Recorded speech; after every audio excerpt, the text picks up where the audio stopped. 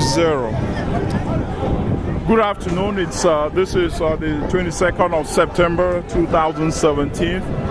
We are here in New York, just in front of the United Nations Plaza, where there's been probably one of the largest crowds drawn by Southern Cameroonians, Ambazonians, and I'm talking today with Cho Martin, who is with the AGC, the Governing Council of Ambazonia.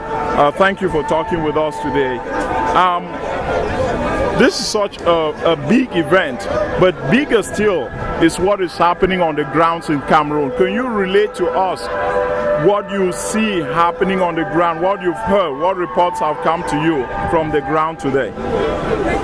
Thank you, Conrad, and I really want to just correct the fact my name's Martin Ayaba. Yeah. I'm actually a member of the Ambazonia Governing Council, and I am very, very happy to be part of what to me is a very, very big, monstrous rally that took place at the UN Plaza today.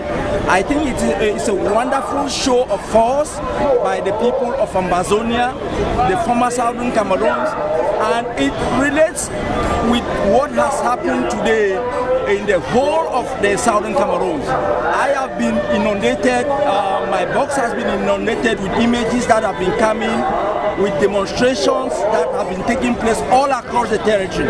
I think this one sends a very, very strong message to the international community and to the United Nations in particular, that the people of the former British Southern Cameroons are not going to stand by and see their history wiped out and see their people killed and their women raped.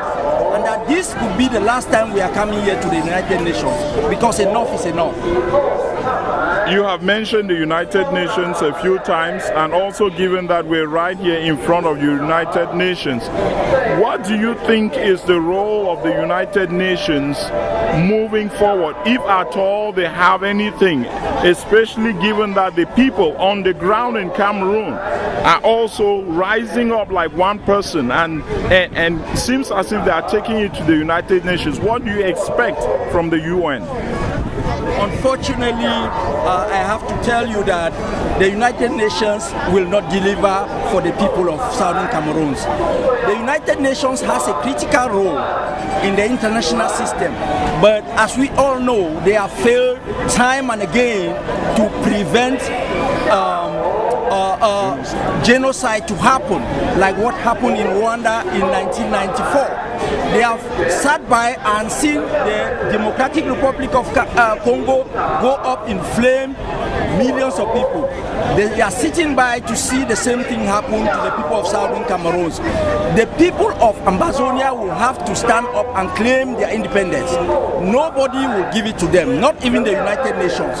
They will only come in when people have died, and we are waiting for them on the ground, because what they cannot pretend to us that they don't know what is happening in the Southern Cameroons at this time, where thousands of people are being killed, many people are demonstrating on the streets, kids have not been going to school for the last 3 to 2 years, and they are sitting indifferent. It is just appalling to see that the world can be so indifferent to the plight of the people. And I think this demonstration here today shows very clearly that we are not going back into slavery. We have been second-class citizens for over 55 years, and enough is enough for us. We are not going back into slavery. You mentioned the number of deaths in Cameroon. As of this afternoon, there were several, about a score dead. And it seems as if this is going to continue, isn't it? If nothing is done, whether by intervening forces. But do you encourage the population to go out there without any form of protection? How does the population continue to go out knowing that it has nothing to protect it but human lives that come out dead? Mr. Innocent, no government has ever won a battle against its people. That is an international norm that everybody knows. When the people get out to claim their rights, they always defeat their oppressors. So I want to just emphasize the fact that the people of the Southern Cameroons have had it enough, and there are forces particularly in the Ambazonia Governing Council, that have said that they have a right to self-defense. That is a legitimate right that is consecrated in the UN Charter. No people can be disarmed unilaterally against an oppressor. So people will have to stand up and claim their right. And that is what the AGC is calling on the people on the ground, that they cannot surrender in front of the oppressor.